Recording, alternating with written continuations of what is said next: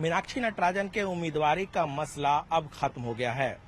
Supreme court से भी मीनाक्षी नटराजन या यूं कहें कांग्रेस को बड़ा झटका लगा है। जिस तरीके से मीनाक्षी नटराजन सुप्रीम कोर्ट गई थी और वहां सुप्रीम कोर्ट ने उनकी अर्जी को एक तरह से निरस्त कर दिया, खारिज कर दिया, इसका अर्थ है कि उनके लिए अब सारे दरवाजे बंद हो गए हैं। ऐसे में सबसे बड़ा सवाल ये उठता है कि आखिर मीनाक्षी नटराजन ने इतनी बड़ी गलती कैसे कर दी? क्या ये गलती जानबूझकर हुई या अनजाने में हुई? और आखिर इसके पीछे किस तरीके से रणनीति थी, ये एक बड़ा सवाल उभरकर सामने आता है। सबसे पहले आपको बता दूं कि जिस तरीके से मध्य प्रदेश राज्यसभा चुनाव में शुरुआत से ये कहा जा रहा था कि जो अंक गणित है उसके मुताबिक कांग्रेस एक राज्यसभा सीट जीत सकती है और बीजेपी के खाते में 2 सीट बहुत आसानी से जा सकती है। लेकिन उस वक्त भी ये जरूर कहा जा रहा था कि अगर संख्या बल अगर थोड़ा भी इधर से उधर हुआ और क्रॉस वोटिंग हुई तो फिर कांग्रेस को नुकसान झेलना पड़ सकता है।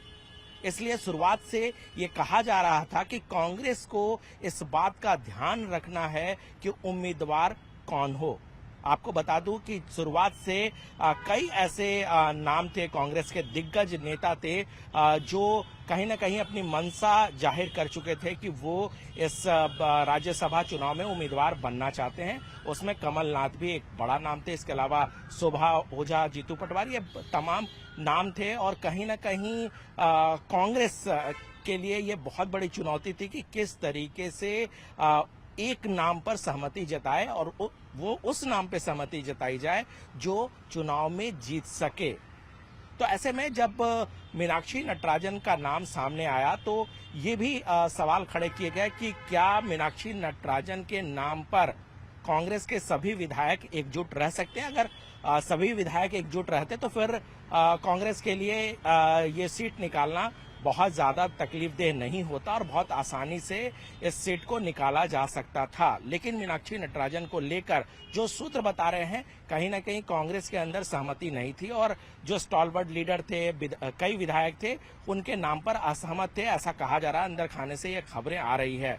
कमलनाथ बहुत दिग्गज नेता माने जाते हैं। ऐसे में ये भी कहा जा रहा था कि अगर कमलनाथ उम्मीदवार होते तो बहुत आसानी से उस सीट को निकाला जा सकता था। तो ऐसे में ये जो गलती हुई नामांकन के एफिडेविट भरने में, ये आखिर क्यों की गई? क्या ये जानबूझकर गलती की गई कि जो कांग्रेस के अंदर जो अंतर्कलह है वो सामने ना आ जाए? ये बहुत बड़ा सवाल है। दूसरा ये भी कि जिस तरीके से बीजेपी के नेता कहीं ना कहीं इशारों में ही बता रहे हैं कि कांग्रेस के भीतर से ही इस बात की जानकारी जो मीनाक्षी नटराजन ने छिपाई है उसको दी गई। तो ये बहुत सारे तथ्य सामने निकलकर आ रहे हैं कि क्या कांग्रेस के अंतर्कलह की वजह से मीनाक्षी नटराजन का नामांकन रद्द हुआ, मीनाक्षी नटराजन से जानबूझकर ऐसी गलती कराई गई, या फिर मीनाक्षी नटराजन ने जब गलती की तो किसी को पता चला, इसकी जानकारी बीजेपी को दे दी गई। यानी कुल मिलाकर के ये अपने आप में बहुत बड़ा सवाल है और कांग्रेस के लिए भी ये सोचने वाली बात है कि आखिर इस गलती के पीछे, इस चूक के पीछे कौन जिम्मेवार है। कैमरामैन सोनू मंडल के साथ अनूप गुप्ता, न्यूज 18 नेटवर्क, दिल्ली।